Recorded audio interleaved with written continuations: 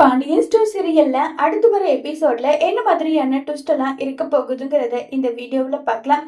மயில சொல்லிட்டு இருக்காங்க, இதுதான் என்னுடைய லாஸ்ட் இயரிங், அதுக்கப்புறம் எனக்கும் அந்த குடும்பத்துக்கும் எந்த விதமான சம்பந்தமும் இல்லைன்னு ஆக போகுது மீனான்னு சொல்லிட்டு இருக்காங்க. ஏங்கா இந்த அளவுக்கு வருத்தப்படுறீங்க? அதுவும் இல்லாம உங்க வயிற்றுல இருக்கிற குழந்தை இருக்கும்போது அப்புறம் எப்படி இந்த வீட்டுக்கும் உங்களுக்கும் சம்மந்தம் இல்லாம ஆகும்னு சொல்றாங்க. இல்லம்மா, கண்டிப்பா சம்மந்தம் இல்லைன்னு தான் வரப்போகுது. ஏன்னா குழந்தைக்கும் அந்த குடும்பத்துக்கும் வேணும்னா சம்மந்தம் இருக்குமா தவிர எனக்கும் குடும்பத்துக்கும் சம்மந்தம் இருக்காதுன்னு சொல்லி வருத்தமாவும் ஃபீல் பண்ணியும் பேசிட்டு இருக்காங்க. இந்த அளவுக்கு யோசிக்கிறீங்க, அந்த கோர்ட் விஷயத்துல கேஸ் நடந்தது இல்ல, அப்ப யோசிச்சிருந்தா இந்த அளவுக்கு பிரச்சனை வந்திருக்காது. எல்லாமே பட்டாதானே புரியுது மீனா, இப்படி போய் எப்படி புரிய போகுது? விடு மீனா, பாத்துக்கலாம்னு சொல்லிட்டு இருக்காங்க. என்ன மீனா, எனக்கும் அவங்களுக்கும் விவாகரத்து நடந்த அப்புறம் நீ கண்டிப்பா என்கிட்ட பேசவே இல்லை, வருவியா நல்லா சொல்லி பேசிட்டு இருக்காங்க. என்ன பேசிட்டு இருக்கீங்க? வருவியா நல்லா சொல்லி கேக்குறீங்க.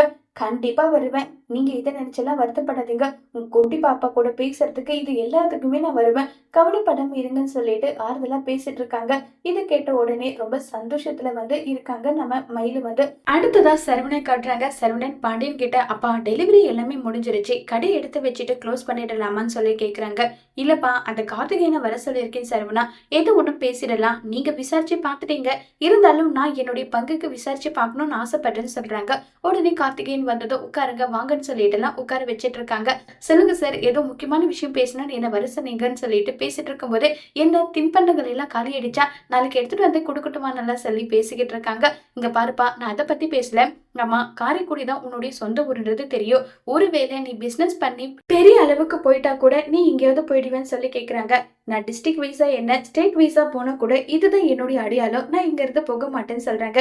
இதை கேட்டதும் நம்ம பாண்டியன் என்ன கொஸ்டின் கேட்டாலும் அதுக்கு எல்லாமே பதில் சூப்பராகவே சொல்லிடுறாங்க கார்த்திகேயன். இங்க பாருப்பா, நாளைக்கு உன்னுடைய அப்பா அம்மாவை வர சொல்லுன்னு சொல்றாங்க. முறைப்படி பொண்ணு கேட்கறதுக்காக வாங்கன்னு சொன்னதும் இதை கேட்டு பயங்கர சந்தோஷத்துல இருக்காங்க கார்த்திகேயன். சரிங்க சார்ன்னு சொல்லிட்டு அங்க இருந்து கிளம்பி போயிடுறாங்க. இப்ப பாண்டியன் வீட்டுல இருக்க எல்லாரையும் வர வைக்கிறாங்க. இப்ப நம்ம கதிர் கிட்ட, அதே மாதிரி செந்தில், பழனி, சரவணன் கிட்ட, ஆமா கார்த்திகேயனை பத்தி நீங்க விசாரிச்சீங்கல்ல, என்னென்ன யார் சொன்னாங்களோ அதை சொல்லுங்கன்னு சொன்னதும் நீங்க கேட்டதும் உங்ககிட்ட எல்லா விஷயமும் சொல்லிட்டுமேன்னு சொல்லிட்டு சரவணன் சொல்றாங்க. டே, என்கிட்ட சொன்னீங்கடா உங்களுடைய ஒப்பீனியனை, வீட்டுல இருக்கவங்க கிட்ட சொல்லுங்கடான்னு சொன்னதும் அவங்க ஒப்பீனியனா சொல்றாங்க. செந்தில் எல்லாம் ஓகே தான், அவர் பேசுற விதம் இது எல்லாமே மாறுதலா இருக்கு, அவர் நியூஸ்ட இப்ப இருக்கிற நாலேஜுக்கு அவர் இல்ல, ஓல்டு வெர்ஷன்லயே இருக்காருன்னு சொன்னதும், எப்படி நியூ வெர்ஷன்னா நீ லஞ்சம் வாங்கினி அப்படின்னு சொன்னதும் உடனே மீனா பார்த்ததும், சரி சரி நான் அந்த டாபிக்கை பத்தி பேசவே வரலன்னு சொல்லிட்டு கல்யாண விஷயத்த பத்தி பேசிட்டு இருக்காங்க. இது செந்திலுக்கு ரொம்பவே ஒரு மாதிரி பாதிப்படைஞ்சிருது. உடனே மீனா கிட்ட அரசியோட கல்யாண விஷயத்த பேசணுன்ற ஒரே காரணத்துக்காக தான் நான் அமைதியா இருந்தேன், இதே மாதிரி அவர் பேசிட்டு இருந்தா வச்சுக்கீங்க கத்தி விட்டுவேன், இல்லைன்னா வீட்டை விட்டே போயிடுவேன்னு சொல்லிட்டு செந்தில் அவ்வளவு வருத்தப்பட்டும் ஃபீல் பண்ணியும் பேசிட்டு இருக்காங்க.